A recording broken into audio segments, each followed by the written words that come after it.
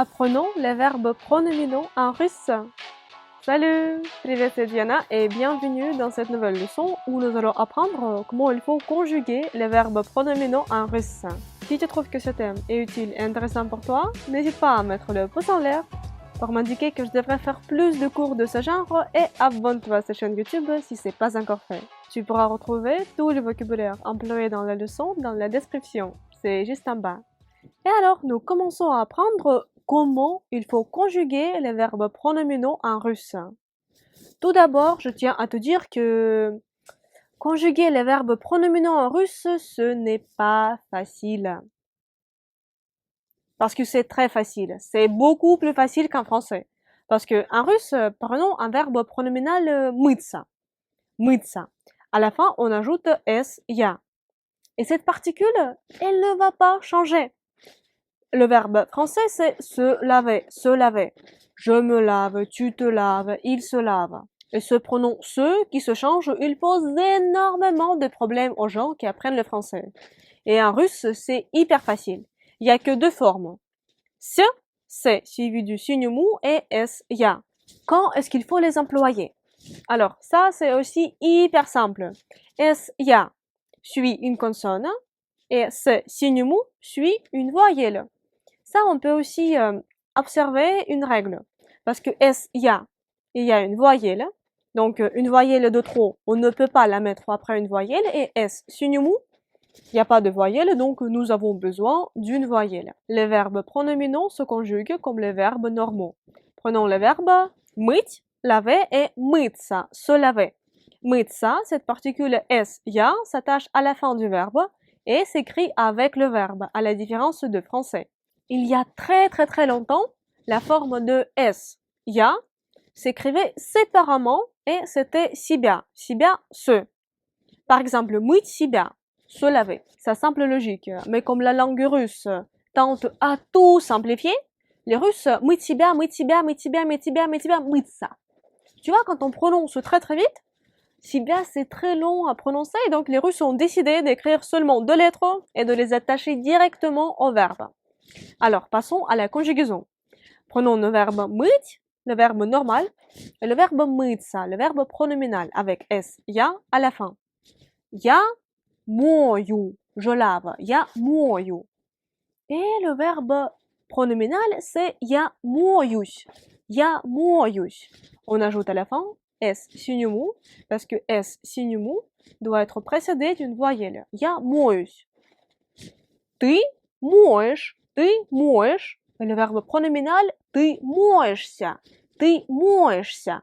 Comme ça se termine par une consonne, nous devons mettre S-ya à la fin.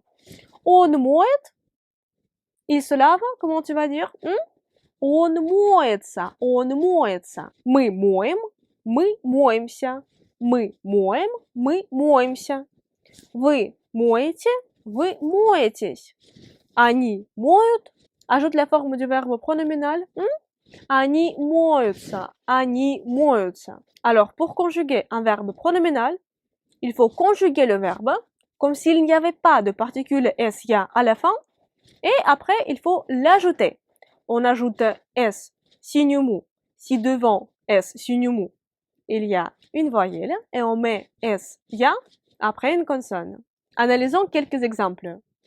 Когда французы встречаются, они целуются и обнимаются. Quand les Français se rencontrent, ils s'embrassent et ils se serrent dans les bras. Целоваться, c'est s'embrasser. Et обниматься, c'est se prendre dans les bras, comme ça. Обниматься. Когда французы, quand les Français встречаются, se rencontrent, они целуются et и обнимаются, и обнимаются. Ça, c'était la phrase avec les verbes pronominaux. Et voici une phrase qui est très ressemble à celle-ci, mais avec les verbes normaux. Когда они встречают друга, они его целуют, и они его обнимают. Quand ils rencontrent leur ami, ils l'embrassent et ils le serrent dans les bras.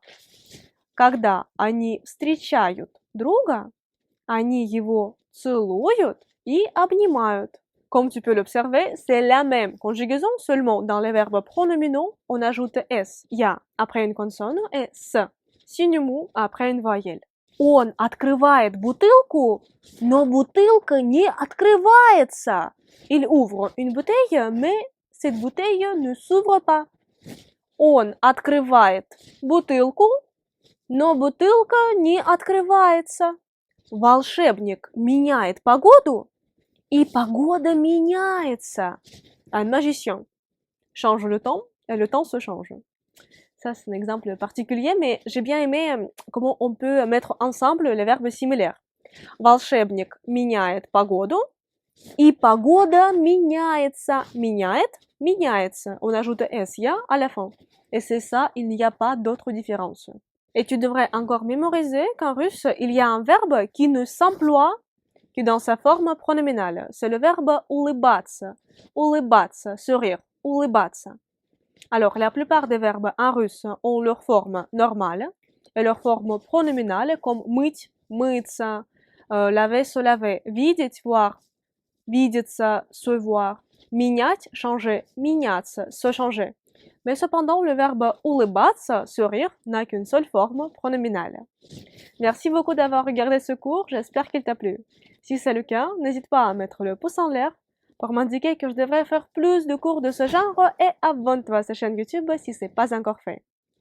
Tu pourrais retrouver tout le vocabulaire et toutes les explications employées dans la leçon dans la description. C'est juste en bas. Également dans la description, tu pourrais retrouver les liens vers mes cours intensifs de russe qui te permettront d'apprendre la langue de Pushkin de façon plus efficace et rapide. Je t'invite aussi à me suivre sur Instagram et sur Facebook parce que j'y publie tous les jours du contenu lié à la Russie et à la langue russe. Si tu as l'envie et la possibilité de me remercier pour ces cours gratuits que je publie tous les jours sur mes réseaux sociaux, je te serais très reconnaissante si tu me faisais un petit don sur mon compte PayPal. Le lien se trouve dans la description de cette vidéo. Et moi, j'espère te retrouver très bientôt dans une prochaine leçon de russe. Et pour l'instant, je te dis пока. Salut!